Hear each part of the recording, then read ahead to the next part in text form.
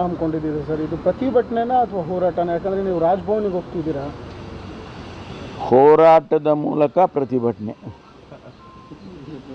ಅದರ ಎಕ್ಸ್ಪ್ಲನೇಷನ್ ಹೇಗೆ ಮಾಡ್ತೀರಾ? ಅದೇ ಎಕ್ಸ್ಪ್ಲನೇಷನ್ ಅಂದರೆ ಈಗ ಗಾಂಧಿ ತಾತನ ಸ್ಟ್ಯಾಚ್ಯೂಯಿಂದ ರಾಜಭವನಿಗೆ ನಡ್ಕೊಂಡು ಹೋಗ್ತೀವಿ.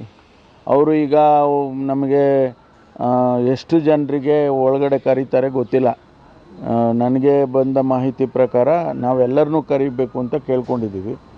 ಕರಿಬೋದು, ಬಹುಶಃ ಕರೆದು ಆಡಿಯನ್ಸ್ ಕೊಡ್ಬೋದು ಗವರ್ನರು. ಏನು ರಿಕ್ವೆಸ್ಟ್ ಮಾಡ್ತೀವಿ?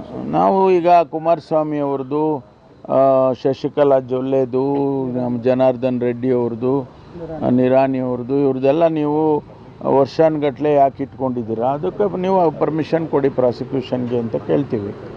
ನಮ್ಮದನ್ನು ನೀವು ಈಗಾಗಲೇ ಕೋರ್ಟಲ್ಲಿ ನಡೀತಾ ಇರೋದ್ರಿಂದ ನಾವು ಏನೇ ಡಿಮ್ಯಾಂಡ್ ಮಾಡೋದಕ್ಕೂ ಕಷ್ಟ ಆಗುತ್ತೆ. ಅಕಸ್ಮಾತ್ ಬರೋದು ಹೇಳ್ಕೊಂಡು ಬರುತ್ತಾ? ನಿಮಗೆ ಚೆನ್ನಾಗಿ ಗೊತ್ತು ಸರ್, ಯಾಕಂದರೆ ಪಕ್ಷದಲ್ಲಿ ಸಾಕಷ್ಟು ಹಿರಿಯರು ನೀವು. ಇರ್ಬೋದು, ಬಟ್ ಇವೆಲ್ಲ ಅಕಸ್ಮಾತ್ತಾಗಿ ಬರೋಲ್ಲ ಇವೆಲ್ಲ. ಹಾಂ, ಸರ್, KS ಪರೀಕ್ಷೆ ಕ್ವಶನ್ಸ್ ಅಲ್ಲಿ ತರ್ಜುಮೆ ಮಾಡಿದ್ದು ಸಾಕಷ್ಟು ಸಮಸ್ಯೆ ಇದೆ ಅಂತ. ಯಾಕಂತ ಹೇಳಿದ್ರೆ ಇಂಗ್ಲೀಷಿಂದ ಕನ್ನಡಕ್ಕೆ ಮಾಡ್ತಾರೆ, ಆ ಕ್ವಶನ್ಸ್ ಅರ್ಥ ಆಗಲ್ಲ. ಕನ್ನಡ ಮೀಡಿಯಮ್ದವರು ಏನು ತುಂಬ ಸಮಸ್ಯೆ ಅನುಭವಿಸ್ತಾ ಇದ್ದಾರೆ. ಎಲ್ಲ ಪರೀಕ್ಷೆಗಳು ಹಂಗೆ ಆಗುತ್ತೆ. ಅದು ಯಾಕೆ ಸರ್ ತರ್ಜುಮೆ? ಗೊತ್ತಿಲ್ಲ ನನಗೆ, ಅದ್ರ ಬಗ್ಗೆ ನನಗೆ ಮಾಹಿತಿ ಇಲ್ಲ. ಮೂಡಾ ಪ್ರಕರಣ ತನಿಖೆ ಇಷ್ಟೆಲ್ಲ ನಡೀತಾ ಇದ್ರು ಕೂಡ ಹಾವೇರಿ ವಿಶ್ವವಿದ್ಯಾನಿಲಯಕ್ಕೆ ಈಗ ಕುಲಸಚಿವರ ನೇಮಕ ಮಾಡಿರೋದಕ್ಕೆ ಸಾಕಷ್ಟು ವಿರೋಧ ವ್ಯಕ್ತ ಆಗಿರ್ತಕ್ಕಂಥ. ಯಾಕೆಂದರೆ ಸುಮಾರು 4-5 ಸಾವಿರ ಕೋಟಿ ಅಕ್ರಮ ಆಗಿದೆ ಅಂತ ಹೇಳಿ ಒಂದು ಆರೋಪ ಇರೋ ಬೆನ್ನಲ್ಲೇ ಮಾಡಿರತಕ್ಕಂಥದ್ದು. ಈ ಸರ್ಕಾರಕ್ಕೆ ಈ ರೀತಿಯ ಇಲ್ಲ, ನನಗೆ ಗೊತ್ತಿಲ್ಲ ಅದು ಎಜುಕೇಷನ್ ಡಿಪಾರ್ಟ್ಮೆಂಟ್ನವ್ರು, ಹೈಯರ್ ಎಜುಕೇಷನ್ ಅವ್ರು ಮಾಡಿರೋದು. ಅದು ನನಗೆ ಗೊತ್ತಿಲ್ಲ. ಅವ್ರದ್ದು ಒಂದು ಕ್ರೈಟೀರಿಯಾಗಳಿರುತ್ತೆ. ಯಾಕೆಂದ್ರೆ ನಾನು ಕೂಡ ಒಂದು 4-5 ವರ್ಷ ಹೈಯರ್ ಎಜುಕೇಷನ್ ಮಂತ್ರಿ ಆಗಿದ್ದೆ.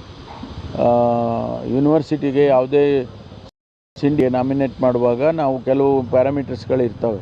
ಅದನ್ನೆಲ್ಲ ಆ ಚೌಕಟ್ಟಲ್ಲಿ ಬಂದರೆ ಮಾತ್ರ ನಾವು ರೆಕಮೆಂಡ್ ಮಾಡೋಕ್ಕಾಗುತ್ತೆ ಅಥವಾ ಅಪಾಯಿಂಟ್ಮೆಂಟ್ ಮಾಡೋಕ್ಕಾಗುತ್ತೆ. ಬಹುಶಃ ಅದು ಬಂದಿರ್ಬೋದು ಅವರು, ಅದರಲ್ಲಿ ಬೇರೆ ಇನ್ಯಾವುದೂ ಗೊತ್ತಿರಲ್ಲ ನನಗೆ. ಗೊತ್ತಿಲ್ಲ ಅದಕ್ಕೆ ಮರಿಗೌಡ ಅವರ ಪತ್ನಿಯವರು ಕೂಡ 6 ಕೋಟಿ ಮೌಲ್ಯದ ಒಂದು ಮನೆ ಖರೀದಿ ಮಾಡಿದ್ದಾರೆ ಅಂತ. 6 ಕೋಟಿ ಮೌಲ್ಯದ ಬಂಗಲೆ ಗೊತ್ತಿಲ್ಲಪ್ಪ ನನಗೆ ಗೊತ್ತಿಲ್ಲ ಅದು. ನನಗೆ